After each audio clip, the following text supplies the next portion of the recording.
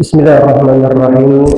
Assalamualaikum warahmatullahi taala wabarakatuh. Alhamdulillah rabbil alamin wa bihi nasta'in ala umur dunya waddin wa sallallahu wasallam ala sayyidina Muhammadin khatimin nabiyyin sallallahu alaihi wa alihi wa sahbihi ajma'in. Subhanaka la ilma lana illa ma 'allamtana innaka antal alimul hakim wa la haula wa la quwwata illa billahil aliyyil azim. Amma ba'd. Alhamdulillah ma'asyiral hadirin wal hadirat wal mustami'in wal mustami'at ma'asyiral aba wal ummahat jemaah musallah nurul iman hafizahumullah taala wa ra'akum jami'an. Puji syukur kita panjatkan kepada Allah Subhanahu wa taala yang alhamdulillah berkat nikmat taufik wal hidayah wal shihah wal afiyat. Pada kesempatan ini insyaallah penuh dengan limpahan rahmat dan juga maghfirah daripada Allah Subhanahu wa taala ini kembali kita bisa berkumpul bersama di musalla yang kita cintai ini untuk menunaikan salah satu kewajiban kita, yakni mengerjakan salat subuh secara berjamaah. Dan alhamdulillah juga kita bisa menghadiri daripada pengajian atau kuliah subuh yang diadakan selama bulan suci Ramadan di musala kita ini. Kita meminta dan juga memohon kepada Allah Subhanahu wa taala dengan hadirnya kita pada pengajian ini agar dijadikan oleh Allah Subhanahu wa taala sebagai wasilah atau sebagai perantara sebab Allah Subhanahu wa taala mengampuni dosa-dosa kita semua. Allah Subhanahu wa taala memberikan kepada kita, kepada keluarga kita, khusus kepada kedua orang tua kita nikmat panjang umur, sehat wal afiyah zahiran wa batinan dalam keadaan taat kepada Allah Subhanahu wa taala dan Rasulnya. Allah mudahkan segala urusan-urusan kita, baik urusan yang sifatnya duniawiyah, terlebih-lebih lagi urusan yang sifatnya akhrawiyah. Dimudahkan oleh Allah Subhanahu wa taala dalam rangka upaya diri kita agar kita selalu senantiasa bisa bermunajat kepada Allah Subhanahu wa taala, bertakarrub kepada Allah Subhanahu wa taala, mendekatkan diri kepada Allah Subhanahu wa taala dengan berupaya semaksimal mungkin mengerjakan semua perintah-perintah Allah Subhanahu wa taala dengan penuh keikhlasan dan menjauhi segala larangan-larangan Allah Subhanahu wa taala dengan penuh kesabaran. Dan juga kita meminta memohon kepada Allah Subhanahu wa taala agar Allah Subhanahu wa taala menjadikan perkumpulan kita ini ataupun kebersamaan kita ini sebagai sebab kelak nantinya Allah Subhanahu wa taala juga akan mengumpulkan kita bersama dalam syurganya Allah Subhanahu wa taala, berharap bersama baginda Rasul sallallahu alaihi wasallam. Amin. Allahumma amin. Bapak Ibu sekalian, alhamdulillah pada hari ini kita sudah memasuki hari yang ke-5. Betul. Hari yang ke-5 daripada bulan Ramadan. Mudah-mudahan ibadah puasa dan juga ibadah-ibadah lain yang kita kerjakan selama 4 hari ini makbul, diterima oleh Allah Subhanahu wa taala dan mendapatkan ganjaran yang begitu luar biasa dari Allah Subhanahu wa taala. Dan juga kita terus meminta dan memohon kepada Allah Subhanahu wa taala agar Allah Subhanahu wa taala memberikan kepada kita semua, kepada keluarga kita, sanak famili kita nikmat panjang umur, sehat wal afiat, dan diberikan kemudahan sehingga bisa menyelesaikan kewajiban kita ibadah puasa dan juga ibadah lainnya selama bulan suci Ramadan ini. Amin. Allahumma amin. Bapak Ibu sekalian, walid atau abah dari guru kita Sayyidul Habib Umar bin Muhammad bin Hafidh ibn Syekh Abu Bakar bin Salim, yakni Al-Habib Muhammad. Beliau menyebutkan dalam kitab beliau An-Nafhatur Ramdaniyah bahwasannya kewajiban baik itu bagi seorang muslim ataupun seorang muslimah selama bulan suci Ramadan itu ada 3 perkara. Kewajiban bagi seorang muslim ataupun muslimah selama bulan suci Ramadan itu ada 3 perkara. Dan ini juga merupakan salah satu bentuk realisasi rasa syukur kita kepada Allah Subhanahu wa taala atas nikmat Allah Subhanahu wa taala kembali memperkenankan, mengizinkan kita berjumpa dengan bulan suci Ramadan. Perlu kita ketahui, bahkan kita sadari dan juga kita pahami Bapak Ibu jemaah sekalian, tidaklah Allah Subhanahu wa taala memperkenankan kembali kita berjumpa dengan bulan suci Ramadan kecuali memiliki tujuan, ada keinginan yang Allah Subhanahu wa taala harapkan dari kita hamba-hambanya, ya. Oleh karena itu kita yang memahami akan hal demikian harus berusaha, ya, semaksimal dan seoptimal mungkin dengan nikmat yang begitu luar biasa ini untuk mengerjakan kewajiban-kewajiban kita dan yang sudah disampaikan oleh Al-Habib Muhammad inilah yang seyogyanya kita lakukan. Sebagaimana kami sampaikan di awal tadi, juga sebagai realisasi rasa syukur kita kepada Allah Subhanahu wa Ta'ala. Ya. Beliau menyebutkan ada 3 perkara. Ya. Yang pertama, hendaknya kita lakukan osyan, berpuasa. Ya. Yang kedua, al-qiyam. Al-qiyam itu artinya apa? Dia menghidupkan malam-malam bulan suci Ramadan dengan beribadah kepada Allah Subhanahu wa Ta'ala. Dan yang ketiga, at-ta'arrudu li nafahatil 'idham, at-ta'arrudu li ta'irkin minan nar wa li nafahatil 'idham. Berupaya, berusaha selama bulan suci Ramadan agar satu, dimerdekakan oleh Allah Subhanahu wa Ta'ala dari api neraka dan mendapatkan anugerah karunia yang begitu luar biasa di bulan suci Ramadan. Nah, 3 ini Bapak Ibu jemaah sekalian yang seyogyanya kita lakukan, karena memang merupakan kewajiban kita dan juga rasa syukur kita kepada Allah Subhanahu wa Ta'ala. Untuk 3 hal ini atau 3 perkara ini kami tidak akan menyampaikan satu persatu, ya, tidak cukup kayak waktunya, ya. Jadi kami langsung mengambil poin yang kedua, mungkin perihal yang namanya atau yang berkaitan dengan puasa. Mungkin beberapa hari ini sudah banyak daripada guru-guru kita yang sudah menyampaikan perihal tersebut. Jadi kewajiban yang kedua, ya, yang berupa al-qiyam. Apa maknanya? Menghidupkan malam-malam Ramadan dengan ibadah. Nabi Muhammad SAW pernah bersabda, Innallaha farada 'alaikum siyam Ramadan wa sanantu lakum qiyamal lail, ya, Muhammad SAW, faman shamahu wa qamahu imanan wa ihtisaba faqad kana kafaratan lima madha, Muhammad sallallahu alaihi wasallam. Kata beliau sallallahu alaihi wasallam, sesungguhnya Allah Subhanahu wa Ta'ala telah mewajibkan kepada kalian puasa Ramadan. Dan kita ketahui puasa Ramadan itu kita gawekan kapan? Di siang hari bulan Ramadan. Ya. Mulai dari terbit fajar sampai terbenam matahari. Kemudian wasanantu lakum, dan aku mensunnahkan kepada kalian, dan aku menganjurkan, menghimbau kepada kalian agar melakukan qiyam Ramadan, menghidupkan malam-malamnya dengan ibadah. Lantas apa kata Nabi? Barang siapa yang melakukan 2 perkara tersebut, barang siapa yang berpuasa di siang Ramadan kemudian menghidupkan malamnya dengan beribadah karena keimanannya kepada Allah, ini yang mendasari, ini yang menjadi pokok dasar landasan kita berpuasa dan melakukan ibadah di malam hari itu, karena keimanan kita kepada Allah Subhanahu wa Ta'ala. Ya, makanya kata para ulama, dari kadar iman inilah seseorang itu akan istimewa atau tidak ibadah puasa yang dia kerjakan, akan luar biasa atau tidak ibadah malam yang dia lakukan. Dari apa? Kadar keimanannya kepada Allah Subhanahu wa Ta'ala. Yang kedua, wahtisaba, tidak mengharap kecuali ridha Allah Subhanahu wa Ta'ala. Betul-betul ikhlas dia melakukannya semata-mata karena Allah Subhanahu wa Ta'ala, tidak ada tujuan maksud lain selain Allah Subhanahu wa Ta'ala. Maka apa yang akan didapatkan ini hamba, faqad kana kafaratan lima madha, maka hal demikian akan menjadikan penebusan daripada dosa-dosa ataupun perbuatan maksiat yang pernah ia lakukan semasa hidupnya. Ini nikmat luar biasa jemaah sekalian. Lantas bagaimana cara kita menghidupkan malam-malam Ramadan? Ya, kalau di siangnya kita puasa, kemudian malamnya itu kita hidupkan. Lantas bagaimana? Yang pertama, hendaknya kita jaga betul. Jaga di sini artinya Bapak Ibu sekalian, jangan sampai atau pernah ada walaupun satu malam dari malam-malam Ramadan kita mengawalkan sholat isya dan subuh tidak berjamaah. Jangan sampai ada. Ya, jangan sampai ada walaupun satu malam. Di malam-malam Ramadan kita mengawalkan sholat isya dan subuh tidak berjamaah. Artinya apa? Hendaknya kita gawekan sholat isya kita dan sholat subuh kita secara berjamaah.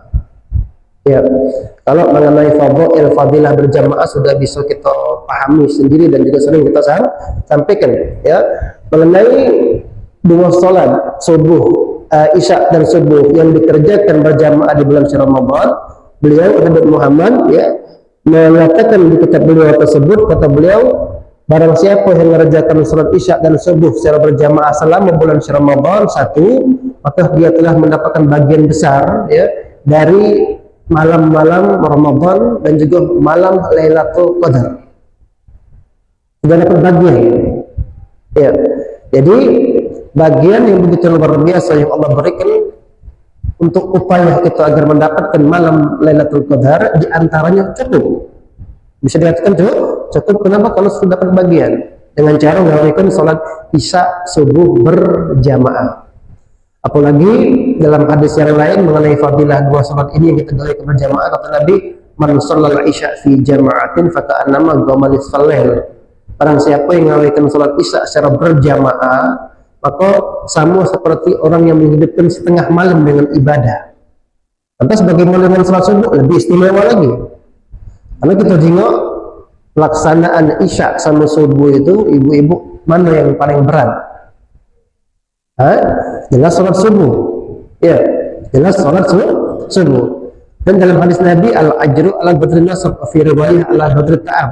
Pahala yang diberikan oleh Allah Subhanahu wa taala itu sesuai dengan kadar kesusahan diri kita untuk mengerjakan ibadah tersebut. Semakin susah, semakin berat kita mengerjakan suatu ibadah, maka ketahuilah semakin besar pahala yang bakal diberikan oleh Allah Subhanahu wa taala.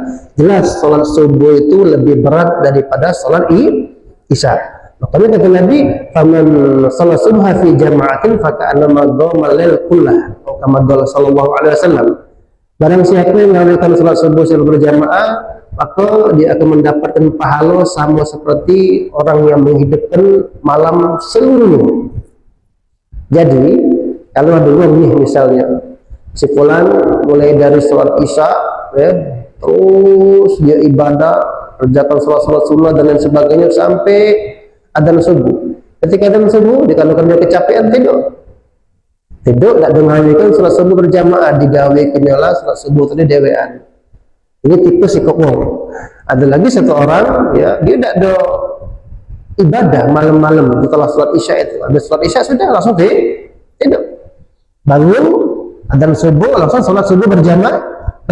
Ketahuilah yang nomor 2 ini lebih afdal daripada yang pertama tadi. Ya, yang nomor 2 ini ya dengan dia mengawalkan salat berjamaah subuh, walaupun tidak menghidupkan malam dengan ibadah, lebih afdal daripada yang kedua tadi. Dia hidupkan malam dengan ibadah tapi tidak salat subuh berjamaah. Apalagi dia subuhnya berjamaah, dia hidupkan pula malam-malam yang luar biasa lagi. Ya, makanya langkah atau upaya yang pertama kita lakukan ya untuk menghidupkan malam-malam Ramadan tadi, gawekan Isya sama subuh berjamaah. Ya, tidak bisa di rumah, gawekan di masjid atau di mushola. Itu kan jangan di mana? Tidak bisa di mushola, gawekan di rumah, tidak pakai maju-maju. Ya, tidak bisa salat dewean berjamaah, jangan dibalik. Tidak bisa berjamaah dewean jabila, itu tidak pakai maju-maju. Tidak bisa berjamaah di rumah, gawekan di mushola, gawekan di masjid. Insya Allah yang mempunyai prioritas demikian maju. Ada upaya, ada usaha yang dia lakukan. Ini yang pertama. Yang kedua, ya, ini juga istimewa, apalagi terkhusus di bulan Ramadan karena ada keutamaan tersendiri. Hidupkan waktu di antara salat Isya dan subuh itu dengan melakukan ibadah-ibadah dan amal soleh. Hidupkan waktu di antara salat Isya yang sudah kita gawekan dengan salat subuh. Kan panjang tuh waktunya. Dari jam berapa? Jam 8 kelar salat Isya sampai jam 5 kurang 10. Ada berapa jam itu? 9, 10, 11, 12, 1, 2, 3, 4, 5. Ada 9 jam. Hidupkan waktu ya dari Isya sampai subuh yang berkisar 9 jam ini dengan melakukan ibadah-ibadah sunnah. Di antara ibadah yang yang kita lakukan di bulan Ramadan atau terkhusus di bulan Ramadan, yang pertama salat tarawih ya. Walaupun Bapak Ibu sekalian salat tarawih itu tidak lebih afdal daripada salat rawatib. Pokoknya rugi nian atau bahasa kita ini rugi luar biasa atau tertipu seseorang yang menawaikan sholat tarawih tapi tidak ada sholat ba'da isya. Ya, jangan kaget gara-gara sholat tarawih tidak menawaikan sholat ba'da isya. Kenapa demikian? Karena ba'da isya itu bagian daripada sholat sunnah rawatib, dan sholat ba'da isya itu lebih afdal daripada sholat tarawih. Walaupun sholat tarawih itu digawekan berjamaah sekalipun, apalagi kalau tarawihnya dewean. Ya, sebagaimana kita ketahui kan sholat berjamaah itu kan lebih afdal daripada sholat dewean. Ya, yang namanya sholat rawatib qabliyah ba'diyah. Jadi yang dimaksud dengan rawatib itu Bapak Ibu sekalian qabliyah ba'diyah. Ya, itu kan tidak disyariatkan mengawekannya berjamaah. Betul? Ada mengawekan sholat qabliyah subuh berjamaah. Kati kan? Ba'diyah maghrib berjamaah, misalnya qabliyah isya berjamaah, ada kati. Memang sholat rawatib qabliyah ba'diyah itu digawekan dewek-dewek. Dan afdalnya ngawekannya di rumah. Itu paling afdal tempatnya. Ya, itu paling afdal tempat ngawekan sholat qabliyah ba'diyah atau di rumah. Kecuali kalau jarak rumah dengan masjid dengan musola itu jauh, jadi masalah dia digawekan di masjid atau di musola. Tapi kalau nak mencari keafdalian, ya mana yang lebih afdal, gawekan di rumah atau di musola? Di rumah, jelas. Itu yang diajarkan Nabi Shallallahu Alaihi Wasallam. Jadi memang tidak disyariatkan yang namanya sholat qabliyah ba'diyah itu pelaksanaannya berjamaah. Makanya kita gawekan berdewean. Nah, kalau sholat tarawih kan disunahkan berjamaah. Boleh sholat dewean sholat tarawih itu. Nah, mengenai afdalnya, ba'diyah yang digawekan sendirian dengan tarawih yang digawekan berjamaah, walaupun jumlah rakaatnya banyak, masih afdal sholat ba'diyah isya. Makanya dijaga betul. Ya, dijaga betul, jangan lantaran kaget nak ngawekan sholat isya berhubung banyak rakaatnya, jadi setelah sholat isya santai dulu dia. Ya san, setelah sholat fardu isya santai itu agak. Ya, nyari ancang-ancang. Kenapa? Bakal lama di sholat. Kemudian ditinggalkan ba'diyah isya. Ya, guna untuk mengerjakan sholat tarawih. Nah, ini kurang afdal. Ya, katakan para ulama dia tertipu, rugi luar biasa. Karena demikian hukum yang berlaku di kitab-kitab fikih. Kalau sholat sunnah rawatib termasuk ba'diyah isya itu lebih afdal daripada sholat sunnah tarawih. Walaupun tarawihnya digawekan secara berjamaah. Ini harus kita pahami, ya. Jadi jangan sampai kita tidak mengabaikan sholat ba'diyah isya, ya, lantaran gara-gara sholat tarawih. Tapi sholat tarawih memiliki keutamaan, keistimewaan tersendiri. Jangan dia punya persepsi, oh sudah kalau itu Ustaz, aku tidak usah sholat tarawih, sholat ba'diyah isya, enggak salah pula. Kan sholat isya, ba'diyah isya lebih afdal dari tarawih, kata Ustaz tadi. Aku nak ambil afdalnya, itu salah. Ya, itu secara global, secara umum demikian. Tapi sholat tarawih ada keistimewaan tersendiri. Ya, kalau sholat tarawih itu yang pertama satu, hanya disunahkan selama bulan suci Ramadan. Ada tarawih di bulan Syawal, ibu-ibu. Jangan kaget habis lebaran ngedek-ngedek ke masjid, ke musola, mau lebih cik, nak tarawihan. Nak Allah tarawih. Sudah lebaran, tak kata lagi ceritanya tarawih. Hanya disunahkan sebatas selama keberadaan bulan Ramadan. Ketika sudah kata Ramadan lagi, tak kata ceritanya namanya sholat sunnah tarawih. Makanya tadi jago luar biasa pelaksanaan sholat sunnah tarawih. Jangan sampai kita lewatkan walaupun satu malam. Ya. Yang kedua keistimewaannya, karena hadis tadi, man qamahu imanan wa ihtisaban ghufira lahu ma taqaddama min dhanbihi. Dalam riwayat yang lain, barang siapa yang melakukan diam, ya, menghidupkan malam-malam Ramadan, ya, di antara dengan mengerjakan sholat tarawih, Allah ampuni dosanya yang lalu. Nah, ini keistimewaan sholat tarawih yang luar biasa. Memang pelaksanaan sholat tarawih berapa rakaat di musola kita? Ya, alhamdulillah kalau kita seberang di sini, ya, Bapak Ibu sekalian, jemaah sekalian, 23 rakaat sampai itir. Kalau bisa dijaga para generasi muda nih. Yang tua-tua beguyuran lagi kan, ya, baca almarhum siapa kemarin? Nah, iya Pak Ali, ya, ngelangnya ada duluan. standby duluan ya. Sebelum adzan salat maghrib kami galak berkelakar ya, sama tak sempat kemarin karena ada apa urusan kemarin dia untuk melayat jenazah beliau. Ya, pelaksanaan salat sunnah tarawih yang sudah alhamdulillah selama ini kita lakukan 23 rakaat jago luar biasa. Jangan sampai kaget setelah beberapa generasi berubah menurut iman 11 rakaat. Bener kan? Oh, tak jadi masalah yang nak 11 rakaat ya tarawih sama witir yang 23 juga ya tarawih. Bener kan lo? Yang tak benar itu tak sholat. Ya. Yang tak benar itu yang 8 ngato yang 20, yang 20 ngato yang 8. Tak benar pula. Ya bener kan? Yang 8 juga sholat tarawih, yang 20 juga sholat tarawih. Mengenai jumlah rakaat, ini harus kita pahami ya. Biar mantap apa yang kita gawekan 20 ini, jangan sampai kayak ada selentingan ini kalau jatuh merubah benar ya. Kalau di kota itu jarang, ada di Masjid As-Sa'adah di mana itu Sabta Marga daerah Kalidonis itu ya, kita ngisi kajian subuh setiap Ahad ya.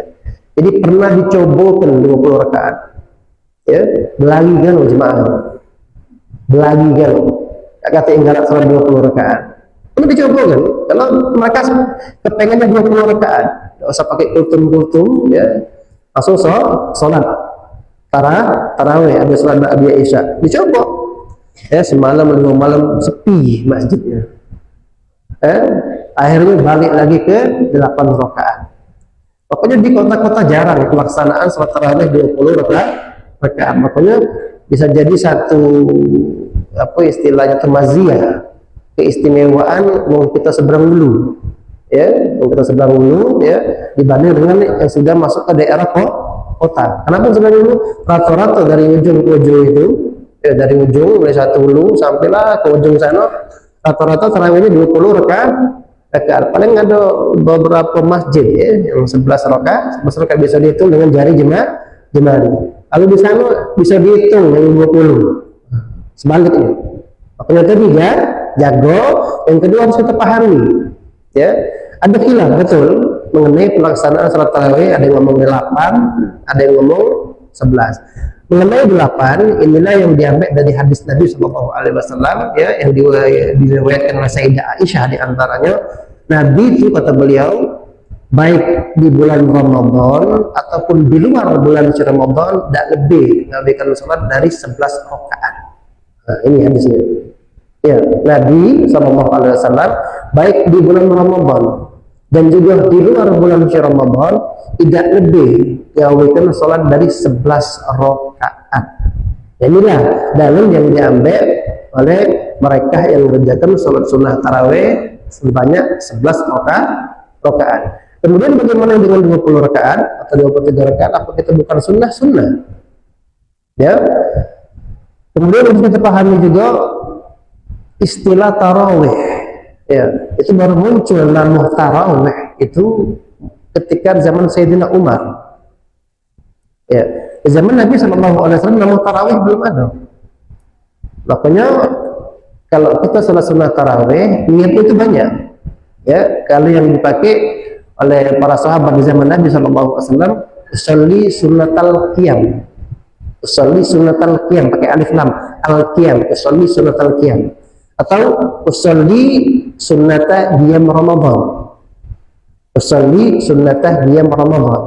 Nah, kalau kita kan usolli sunnata tarawih. Ya. Jadi istilah tarawih baru muncul di zaman Sayyidina Umar. Dan jumlah rakaatnya 20. Mengenai tarawih jumlah rakaat 20, kalau hadis dari Nabi SAW itu hukumnya dhaif hadisnya. Tapi ijma' para sahabat artinya sepakat para sahabat ketika Sayyidina Umar mengajak mereka untuk salat tarawih, setelah itu tidak katik lagi yang mengawalkan tarawih kecuali 20 rakaat. Makanya ijma'. Kalau hadisnya 20 rakaat dhaif, tapi pelaksanaannya 20 ketika Sayyidina Umar menganjurkan. Karena awal-awal para sahabat itu cak mana sholat malam mereka setelah sholat isya di bulan Ramadan. Jadi pakai kelompok-kelompok seperti halagu gitu. Ini ada sekelompok sahabat dipimpin oleh sahabat fulan jadi imam. Mungkin di sebelah sana bucu sana ada lagi yang sholat, bucu sana ada lagi yang sholat. Jadi sholat malamnya mereka yang dikenal kalau kita sekarang istilah taraweh itu apa? Pencar-pencar. Nah, ya, maka Sayyidina Umar punya inisiatif. Makanya Sayyidina Umar melakukan pembaharuan, melakukan bid'ah itu. Kan bid'ah pembaharuan kan? Iya, pembaharuan. Iya. Maka Sayyidina Umar jadi dikumpulkan sahabat-sahabat yang besar, ya, diajak ngobrol sama Sayyidina Umar, cak mano kalau kita gawekan sholat ini berjamaah dan kita pilih tetapkan satu imam yang mengimami. Akhirnya sahabat lain sepakat. Daripada situ ada yang sholat, situ ada yang sholat, situ ada yang sholat, ada akal ya? Bukan ada akal. Memang demikian pelaksanaannya.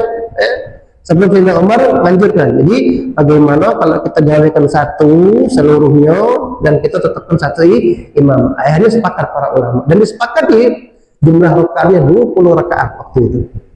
Pokoknya pelaksanaan 20 rakaat walaupun hadisnya dhaif tapi ijma' sahabat. Ijma' itu artinya apa ijma'? Tidak diingkari lagi oleh para sahabat. Macam mana? Ya, Nabi juga menganjurkan. Kata Nabi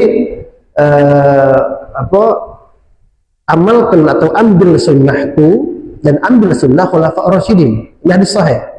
Kerjakan sunnah aku dan kerjakan juga sunnahnya khulafa' rasyidin. Siapa itu khulafa' rasyidin? Termasuk Sayyidina Umar.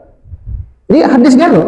Jadi ngawikan 8 atau 11 benar, yang ngawikan 20 juga benar. Karena Nabi merintahkan kerjakan sunnahnya khulafa' rasyidin. Siapa itu khulafa' rasyidin? Di antara khulafa' rasyidin adalah Sayyidina Umar. Jadi gambar kemana? Kerjakan juga sunnah yang dianjurkan oleh Sayyidina Umar. Perintah Nabi juga. Nah, demikian. Jadi kesimpulannya tadi benar galo. Yang ngawikan 8 sama yang ngawikan 20. Makanya jangan nyebutan. Jadi dakwah itu Ramadan dulu lah. Bici dengan bici itu, mangcik dengan mangcik itu pada tetangga. Dakwahnya setelah di Ramadan dulu lah. Habis Ramadan keluar. Aku apa? Beda terawih. Sikok 8, sikok 20. Yang 8 nyalakan 20, yang 20 nyalakan 8. Ya jangan demikian. Demikian. Jadi pelaksanaan jumlah rakaat itu benar ya? Benar kan? Nah, yang perlu diperhatikan ya, bahkan ini yang dikatakan tidak benar. Yang ngawikan sholat tarawih 4 rakaat sekaligus 1 salam. Nah, ini salah. Sudah disepakati oleh para ulama fikih. Tidak ada ceritanya tarawih itu 4 rakaat 1 salam. Tarawih itu walaupun sunnah hukumnya, tapi pelaksanaannya wajib harus 2 rakaat salam, 2 rakaat salam, 2 rakaat salam, dan seterusnya. Kalau ada pelaksanaan tarawih 4 rakaat 1 salam tidak sah. Kalau digawikannya dengan sengaja, dia tahu hukumnya, tapi digawikan itu tidak sah. Ustaz tidak tahu aku. Kalau tarawih tidak boleh, cak itu ngawikannya. Karena ada kawan kita berhubung di Tintak Kultum, ya, ketika di Tintak Kultum, di pelaksanaan salat tarawihnya 4-4-3, 4-4-3, bukan tarawih itu. Formasi bola kaki. Apa dia itu? 4-4-3. Nah itu. Jadi cak mana sudah kita suruh sholat lagi. Ini tidak sah hukumnya. Kalau dia sengaja ngawikannya tidak sah. Kalau tidak sengaja dapat pahala sholat sunnah mutlak, bukan tarawih. Dapat pahala sholat sunnah mutlak. Kalau sholat sunnah mutlak itu bebas. Tidak ngawikan 2 rakaat salam, 4 rakaat salam, 6 rakaat salam, 20 rakaat salam, tidak jadi masalah. Dapat pahala sholat sunnah mutlak. Jadi sunnah hukum tarawih, tapi pelaksanaannya wajib harus 2 rakaat salam, 2 rakaat salam, dan seterusnya. Nah itu. Pokoknya ada yang ngawikan demikian, ada. Apalagi masjid-masjid di dekat daerah Pusri. Rata-rata banyak. 4 rakaat salam, 4 rakaat salam itu tidak sah. Itu tidak sah, sepakat para ulama dan kebanyakan demikian. Para ulama fikih katakan dalam madhab-madhab yang ada di dunia ini. Gitu. Nah kemudian yang kedua, ini mengenai jumlah rakaat yang harus kita pahami yang berdasarkan dengan dalil kita sampaikan tadi. Yang kedua, yang paling penting juga jemaah sekalian, jangan sampai pelaksanaan sholat tarawih kita itu tidak dapat nilai di sisi Allah Subhanahu wa taala. Terkhusus yang jumlah rakaatnya banyak 20 rakaat.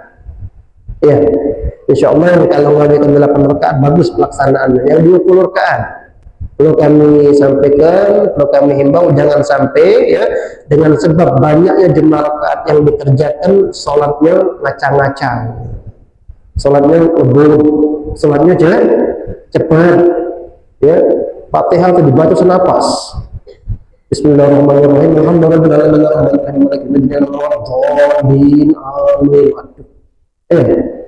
Fatihah dibuat senapas, kemudian kaget khawatir tidak kata tumaknina dalam salatnya pada waktu ruku, pada waktu kemana? Kenapa? Karena ngejenak cepat, banyak rakaat yang dikelarnya, jangan. Ya, kita khawatir kaget kalau di Fatihah itu, sebagaimana pernah kita sampaikan di syarat sah Fatihah, Bapak Ibu sekalian, satu huruf B tidak disebut, tidak terbaca, tidak sah Fatihah gitu. Ada berapa huruf Fatihah? Masih ingat tidak? Ada berapa huruf Fatihah? Hah? Ini jumlah huruf Fatihah berapa? Ustaz belum sempat ngitung sampai sekarang. Itu balik ini ya. Buka Quran itu dari Bismillah huruf ba sampai waladdallin. Ada berapa hurufnya? Kalau Bismillahirrahmanirrahim berapa hurufnya itu? Ibu-ibu ngitung betul lah, baca. Itu sekali-sekali Bismillahirrahmanirrahim dari ba sampai mim. Ada berapa hurufnya? 19. Makanya ada fadilah barang siapa yang sering baca Bismillahirrahmanirrahim ini ya, dia akan dijaga dari 19 malaikat Zabaniyah. Siapa itu malaikat Zabaniyah? Anak buahnya malaikat Malik. Siapa malaikat Malik? Yang nunggu pintu neraka. Makanya yang sering mendawamkan baca Bismillah, nak bergawe baca Bismillah, nak tidur baca Bismillah. Kalau mereka kata sering, dia dawamkan baca Bismillah itu untuk kegiatan aktivitas kesehariannya, baik yang ibadah atau luar ibadah, Allah jaga daripada 19 malaikat Zabaniyah. Dan mereka tidak masuk neraka. Sebab baca Bismillah. Bismillah jumlahnya 19. Kalau dari Bismillah sampai waladdallin ada berapa? 155 atau 156. 155 yang Maliki Yaumiddin, minnya pendek. Jadi Maliki Yaumiddin dengan Maliki Yaumiddin itu ada dua cara baca. Bisa dipanjangkan Maliki, boleh. Bisa juga pendek Maliki, tidak kata alif, boleh kalau 155 atau 156. Nah kalau satu huruf B dari 155 atau 156 tidak dibaca, iya, kalau nyebut tadi cepat tadi kan, kalau ketika tidak dengan memperhatikan panjang pendek, yang tasdid dibaca tidak tasdid, otomatis kurang hurufnya, maka Fatihahnya tidak sah. Fatihahnya tidak sah, sholat juga tidak sah. Demikian hukumnya. Ya, pokoknya jago betul. Yang pertama rukun sholat dalam sholat tarawih kita. Jangan lantaran kita kepengen cepat selesai, ya kaget kita tidak dapat pahala sama sekali. Capek sudah 20 rakaat banyak dijalankan tapi tidak dapat pahala. Kenapa tidak sah? Ada rukun-rukun sholat yang tidak sesuai ketentuan dia lakukan. Ada rukun sholat yang batal hukumnya, menyebabkan sholatnya batal, otomatis tidak dapat pahala. Tumakninah juga, atau tumakninah pada waktu ruku, pada waktu sujud. Kemudian jangan sampai karena sebab kita pengen cepat-cepat, banyak sunnah yang kita lalaikan. Ya, banyak sunnah yang kita tidak amalkan. Contoh satu, doa iftitah. Jadi di penutupan majelis kita di Muhajirin dekat terminal Sako itu Perumnas, ada si kok jemaah nanya itu pecah aneh, ya Ustaz, doa iftitah itu sunnah apa tidak di sholat tarawih? Aneh dia nanya. Apa sunnah kata kita? Pecahnya imam tidak baca iftitah lagi katanya. Imam itu pecahnya tidak baca iftitah lagi. Habis takbir Allahu Akbar, Bismillahirrahmanirrahim. Ya, pecahnya bukan pecahnya imam tidak baca iftitah lagi nih ya. Ditanya sama dia, hukum membaca doa iftitah di seluruh sholat kita, baik itu sholat fardu ataupun sholat sunnah, kecuali sholat Salat apa yang tidak disunnahkan baca doa iftitah? Ibu-ibu insya Allah tidak tahu, karena ibu-ibu tidak dengar gitu. Salat jenazah. Tak kata segitu jenazah pakai iftitah. Bukan sunnah, makruh lagi ada. Nah, kecuali di salat jenazah, hanya di salat jenazah doa iftitah tidak disunnahkan, makruh lagi ada. Selain salat jenazah, salat fardu ataupun salat sunnah, di antaranya salat sunnah tarawih tetap disunnahkan membaca doa iftitah. Terbaca tidak kira-kira doa iftitah? Banyak. Kita juga imamnya ada 4 di sini, 4 apa ini? 4 baca. Kalau tidak dengan mata dari awal sampai habis sampai wa anna minal muslimin, dikarenakan doa iftitah yang biasa kita baca Allahu akbar kabira walhamdulillah katsira sampai wa anna minal muslimin, itu 2 macam doa iftitah yang digabung jadi satu. 2 macam doa iftitah yang digabung jadi satu. Kalau kepanjangan misalnya, ya, daripada meninggalkan sunnah sama sekali, paling tidak ambil satu sunnah. Bagian iftitah yang pertama pendek, tak terlalu panjang. Apa dia? Allahu akbar kabira walhamdulillahi katsira wa subhanallahi bukratan wa asila. Habis itu cukup. Doa iftitah. Versi yang kedua begitu baru wajah sampai wa ana minal muslimin. Ketimbang tidak dibaca galau, paling tidak baca yang pertama. Ya Allah wa akbar bismillahirrahmanirrahim. Mana mau sih? ya demikian kadang itu yang pertama. Jadi jangan tidak dibaca doa iftitah. Yang kedua, di dalam salat kita itu kan ada kesunahan diam, berjeda, jangan langsung disambung. Seperti tempat-tempat yang disunahkan diam sebentar itu gunanya untuk apa? Untuk mengembalikan konsentrasi pikiran hati kita. Ingat sama Allah biar kita nih tahu lagi sholat, ingat sama Allah Subhanahu wa Ta'ala, untuk mengembalikan konsentrasi akal pikiran kita. Kalau kita lagi sholat, untuk ingat sama Allah, hikmah atau guna diam di sini. Ingat ya, diam no, tidak lama-lama.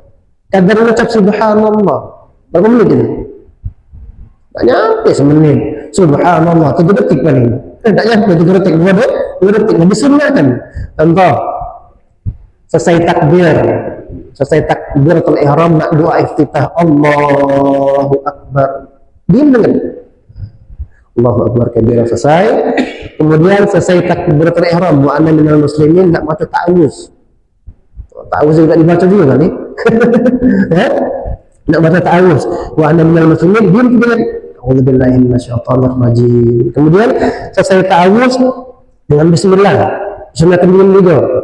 Ya, dengan bismillahirrahmanirrahim. Selesai waladdallin, diam. Ini agak lama daripada yang sebelum atau sesudahnya. Agak lama karena disunahkan baca rabbi filli wali walidayya waladdallin rabbi filli wali walidayya amin. Kemudian diam lagi sebelum baca surah. Diam dulu dengan baik. Lalu bismillahirrahmanirrahim. Selesai, misal walam yakun lahu kufuwan ahad. Sebelum rukuk diam dulu. Allahu akbar. Gunakan ya, diam-diam, bukan diam-diam kata gawe itu bukan. Maksudnya kok mengembalikan konsentrasi kita. Inilah tempat kita untuk ingat sama Allah Subhanahu wa Ta'ala. Nah, jago sunnah-sunnah. Ya, yang wajib-wajib istilahnya rukun-rukun salat memang harus kita prioritaskan benar biar salat tarawih kita itu hukumnya sah, dan jangan kita lewatkan yang namanya sunnah-sunnah, karena dengan sunnah-sunnah inilah yang akan nambahkan pahala salat tarawih kita. Ya, salat tarawih itu jemaah sekalian, ya, zaman sekarang ini hilang ya daripada makna asli namanya dulu. Tarawih, ya, ta, ro, alif, waw, ya, ha. Tarawih itu kata jamak. Kata jamak itu yang mempunyai arti 3 atau lebih. Ya, kalau kata mufrad tunggalnya, yang pernah belajar nahwu sharaf pernah paham ini. Kata mufrad atau tunggalnya tarwihah. Ya. Nah, dikarenakan di tarawih itu ada beberapa kali tarwihah. Apa tarwihah? Tarwihah itu ini tidaklah sholat 4 rakaat yang digawikan dengan 2 salam mereka istirahat.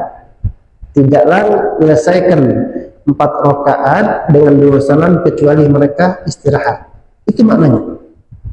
Ya, jadi kalau ulama-ulama dulu diantaranya kalau kita masih belajar dulu di Tarim Hadramaut Imam, setiap selesai 4 rakaat dengan 2 salam istirahat dulu. Istirahat di sini bukan tidur, bukan balik ke rumah, bukan. Apalagi ngebut, bukan. Santai. Yang nak minum tidak jadi masalah, yang nak ngopi tidak jadi masalah. Kalau di sana dibacakan gosida, salawat, istirahat dulu. Nah, kenapa setiap 4 rakaat 2 salam mereka istirahat? Karena saking lamanya berdiri. Nah, ada mereka yang sampai pegang tongkat. Ya, ini ulama-ulama dulu. Ini sebab penamaan tarawih ini, sebab asal usul. Ya, kenapa setiap 4 rakaat mereka salam dengan 2 salam dan mereka 4 rakaat istirahat dengan 2 salam? Karena saking lamanya mereka berdiri di 4 rakaat itu. Makanya di awal para ulama-ulama kita terdahulu itu, kadang mereka sengaja di dalam sholat tarawih mereka itu memprioritaskan untuk khatamah Al-Quran, khatam Al-Quran. Pokoknya 30 juz itu dibagi. Ada yang khatam sebulan sekali. Jadi 1 kali tarawih sebulan khatam sekali. Jadi macet tiap malam 1 juz. Ada lagi yang sebulan 2 kali. Ada. Jadi tempat kita sekolah di Umar semalam tarawih 2 juz. Siap itu. Udah malamnya 2 juz mulai jam 9 kelar jam 11. Mulainya di sana itu jam 9 kelar jam 11 ya.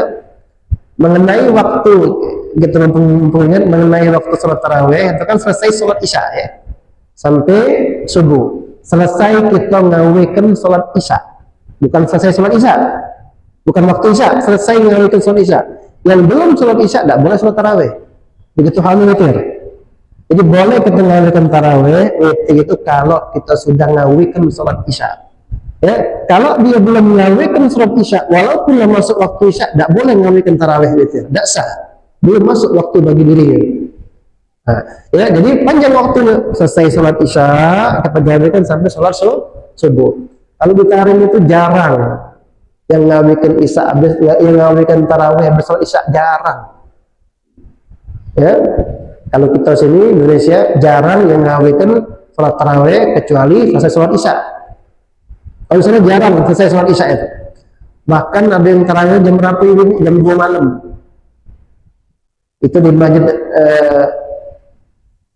Masjid Ali ini, di Ali Habsyi di Seoul. Sholat di Masjid Beliau itu bukan cuma seluruh masyarakat situ tarawih jam 2. Jadi, cak mana pelaksanaan sholat malam mereka? Satu, sholat isya lagi, diulang lagi. Yang kedua, habis sholat isya, sholat tarawih 20 rakaat.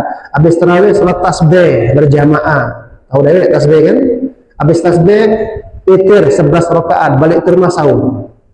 Tiap malam jam 2. Ya, pokoknya ada seorang ulama katakan yang ngawikan sholat tarawih di awal waktu itu termasuk bid'ah musalah. Bid'ahnya yang malas-malas.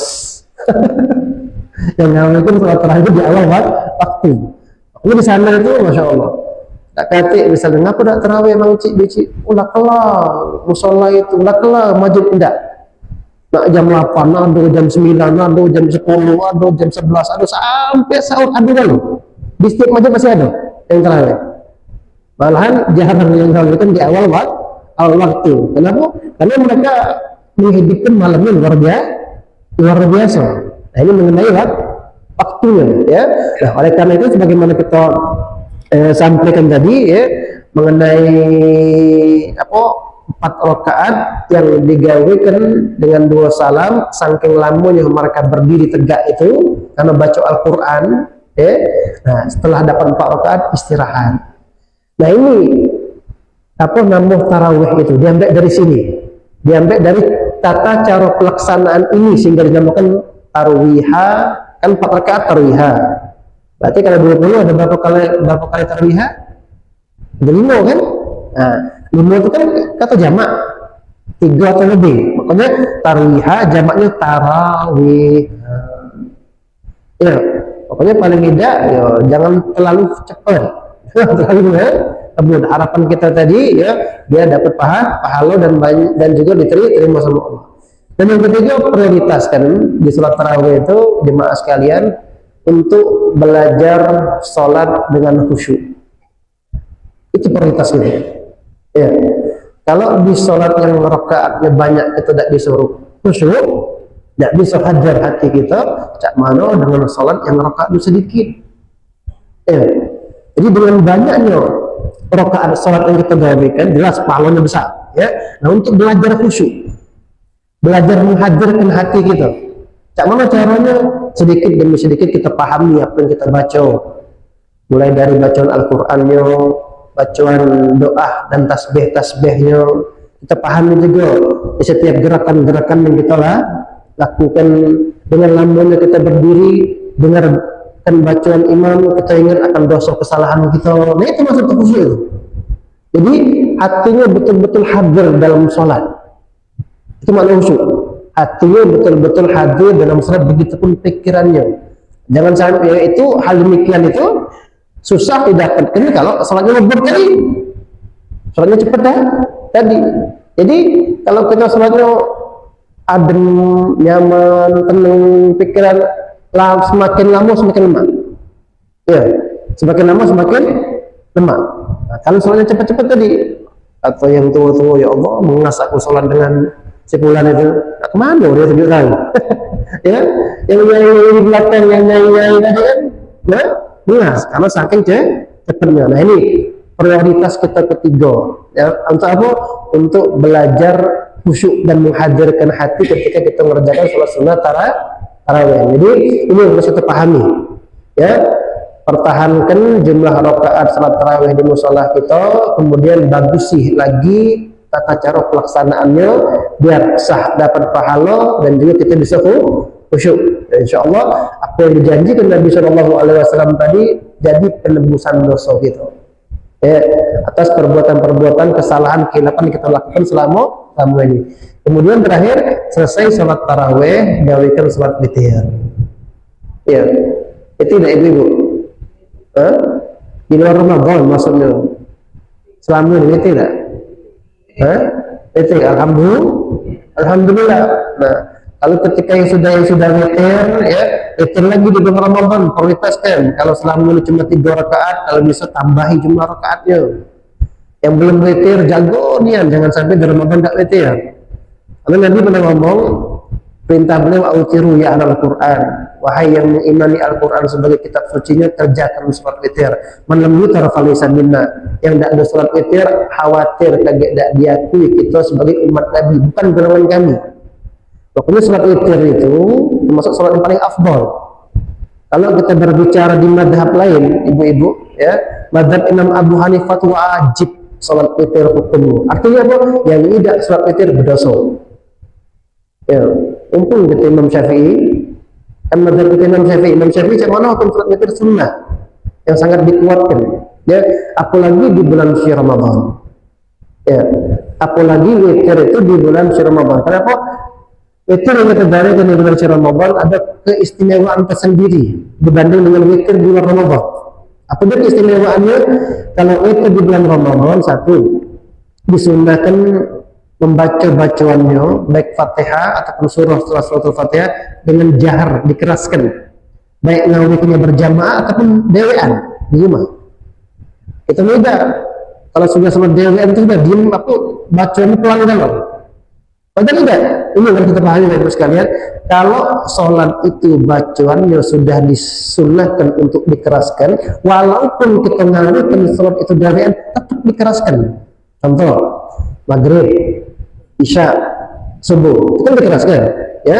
Nah, walaupun 3 sholat ini kita gawekan dewean di rumah, keraskan bacaannya. Artinya apa? Bedakan dengan bacaan sholat zuhur asar gitu. Tidak punya sholatnya, dengan kalau dia ngomong tidak perlu. Dalam arti kata, arti dikeraskan di sini bedakan dengan sholat zuhur asar gitu. Jadi kan kebanyakan kalau sudah sholat dewean sudah bacanya cak zuhur asar gitu. Nah, bedakan, ya. Apalagi dia sholatnya berjamaah. Jadi disunnahkan di salat witir itu bacaannya keraskan, ya, walaupun di salat dewean. Yang kedua disunnahkan berjamaah. Tapi kalau witir di luar Ramadan bacanya pelan, ya tidak disunnahkan berjamaah, mubah hukumnya. Tapi kalau witir di bulan Ramadan disunnahkan berjamaah, dan kita tahu deh para jamaah itu luar biasa. Yang ketiga, kaget masuk malam ke-16 disunnahkan membaca doa kunut sampai malam terakhir. Nah, 3 keistimewaan ini Bapak Ibu sekalian yang ada di salat witir hanya selama bulan Ramadan. Di luar Ramadan tidak ada. Makanya kita jago yang selama ini sudah 3 rakaat istiqomah, kalau bisa di bulan Ramadan tambah rakaatnya. Boleh, tidak jadi masalah. Sudah witir habis salat tarawih, witir lagi kaget. Boleh? Sudah Ibu. Sudah salat witir nih, habis salat tarawih. Ya, nanti nak nunggu subuh, ya sudah selesai salat tahajud, salat ini, salat ini, witir lagi tidak apa-apa. Tapi jumlah rakaatnya genepkan, jangan ganjil lagi. Ya, habis tarawih sudah 3 rakaatnya. Nah, salat witir lagi boleh, ya, dengan rakaat 2 rakaat atau 4 rakaat atau 6 rakaat atau 8 rakaat. Jangan ganjil. Kalau ganjil itu yang dilarang sama Nabi, la witrani fil lail. Tidak boleh 2 kali witir dalam satu malam. Macam mana maksud 2 kali witir dalam satu malam? Sudah witir yang pertama habis tarawih 3 rakaat, witir lagi 3 rakaat di akhir salat. Nah, tidak boleh ini 3 tambah 3 genap itu bukan witir ini. Sedangkan arti salat witir itu salat yang jumlah rakaatnya ganjil. Jadi kalau sudah ganjil 3 rakaat, tidak apa-apa. Makanya sempurnakan rakaat witirnya. Apalagi selama ini kita belum pernah ngawikan witir dengan jumlah 11 rakaat. Coba sekali-kali, bahkan kalau besok continue kan selama Ramadan, prioritaskan, niatkan, ya Allah, aku kepengen salat witir dengan jumlah yang sempurna, berapa? 11 rakaat. Habis 3 salat tarawih kita tambah lagi 8 rakaat. Kalau ada prioritas niat salah yang demikian, Bapak Ibu, insya Allah Ramadan kita itu nilainya luar biasa. Dan memang itu harapan kita. Lebih baik, lebih ampun dari sebelumnya. Nah, mungkin ini Bapak Ibu sekalian yang bisa kami sampaikan, insya Allah pada kesempatan yang akan datang akhir bulan. Ya, minggu terakhir, Rabu, minggu terakhir daripada bulan Ramadan. Mungkin dari apa yang kita sampaikan, kalau ada yang kurang jelas, kurang paham, Allah silakan kena ditanyakan.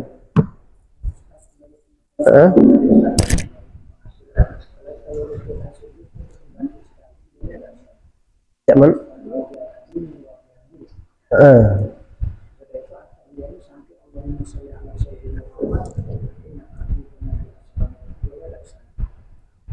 tahiyat yang tadi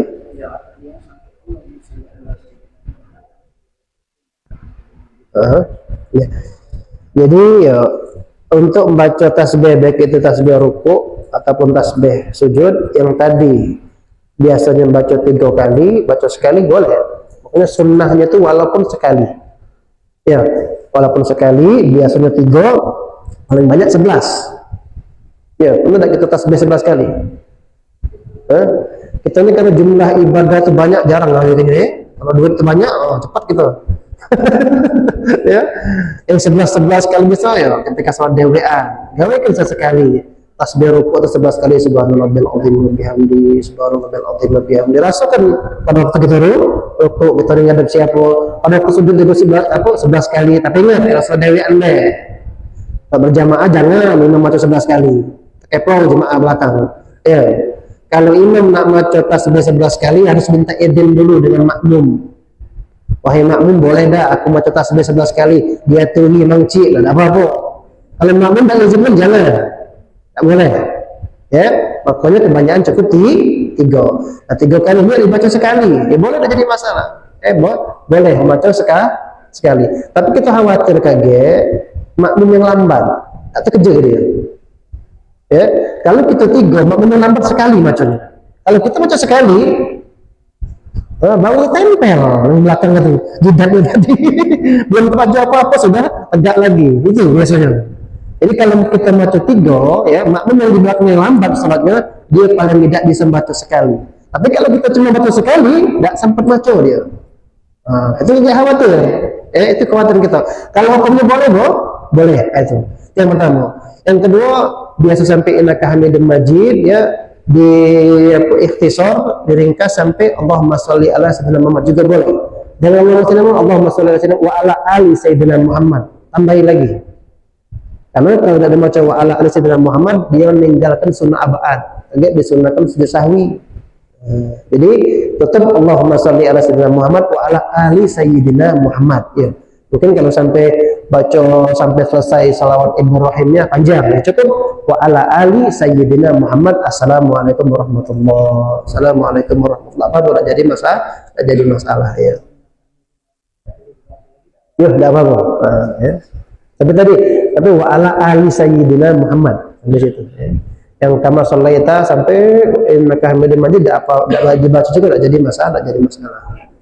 Itu tadi, semakin banyak sunnah semakin luar biasa kalau begitu. Iya. Ada lagi?